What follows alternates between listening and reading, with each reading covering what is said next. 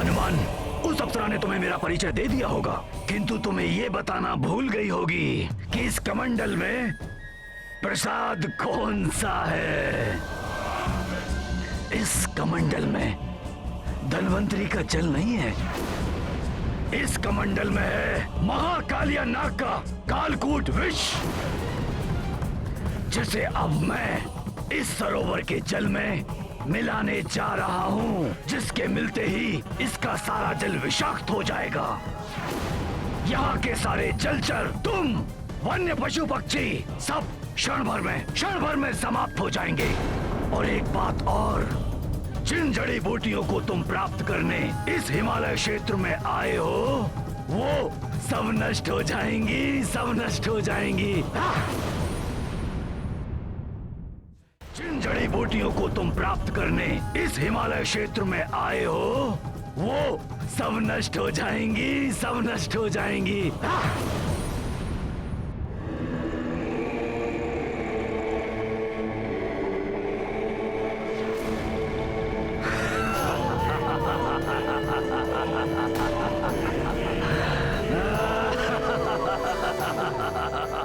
इस राक्षस से युद्ध करने के लिए समय शेष नहीं है। इसी के कालकूट विष से इसका वध कर देता हूं मैं।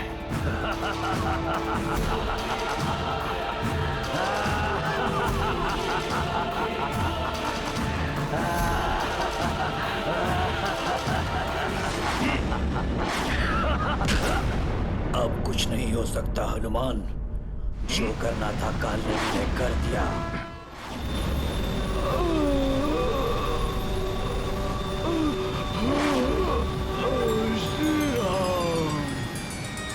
रामकाज में बाधक ये राक्षस तो समाप्त हो गया, किंतु मेरी दुविधा अभी तक समाप्त नहीं हुई।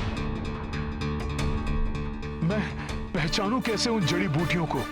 समय भी व्यतीत होता जा रहा है, क्या करूं मैं?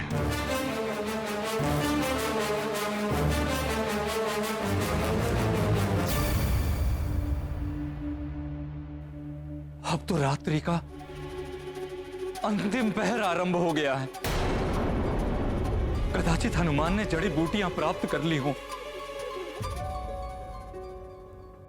किंतु विभीषण जी, महामायावी कालनेमी अभी तक यहां नहीं आया।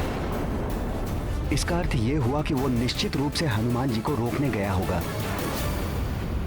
हनुमान को कोई नहीं रोक सकता। असीम पराक्रम है हनुमान में। देखिएगा, लक्ष्मण भैया और पूरी सेना सहित सबको जीवित कर देंगे वो।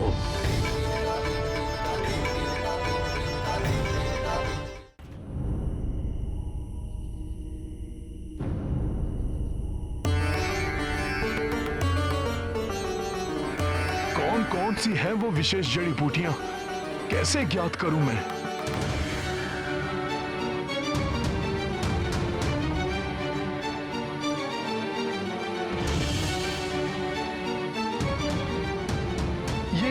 अधिकांश बूटियां तो एक समान ही प्रतीत हो रही हैं। यदि इनमें अंतर ढूंढ भी लूं, तो कैसे ज्ञात होगा कि ये कौन सी जड़ी बूटी है? वहां सब मेरी आस लगाए बैठे होंगे और मैं बूटियां ही नहीं पहचान पा रहा हूं।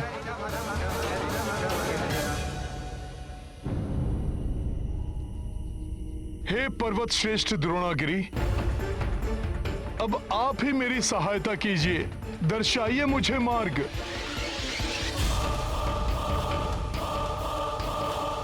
समय तो व्यतीत होता जा रहा है, कहीं सूर्योदय की बेला आ गई तो बड़ा अनर्थ हो जाएगा। भैया लक्ष्मण सहित पूरी सेना के प्राण संकट में पड़ जाएंगे। मुझे शीघ्र ही कोई निर्णय लेना होगा।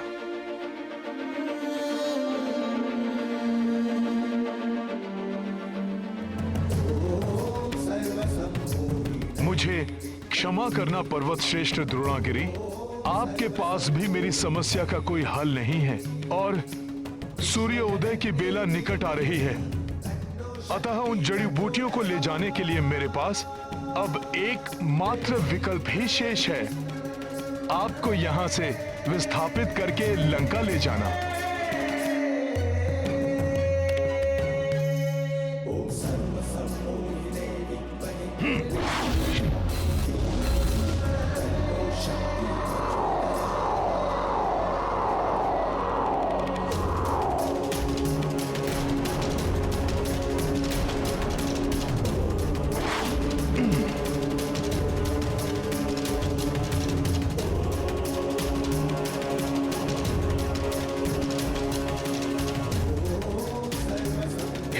विशाल पर्वत द्रोणागिरी, अब आपका यहां से विस्थापित होने का समय आ गया है।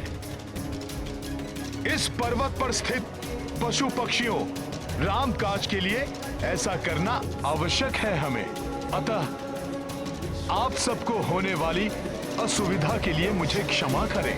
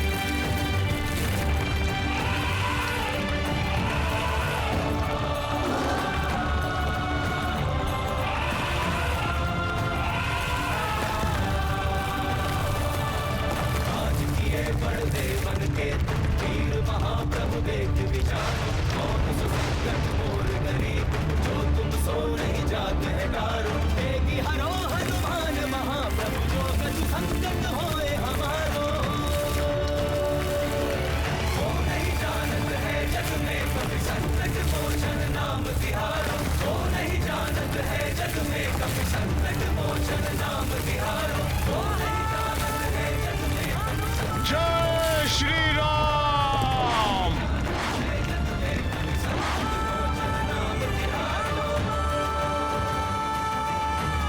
चुनौती कितनी भी कठिन हो, व्यक्ति यदि अपने कार्य के प्रति दृढ़ संकल्प है तो समाधान निकल ही आता है।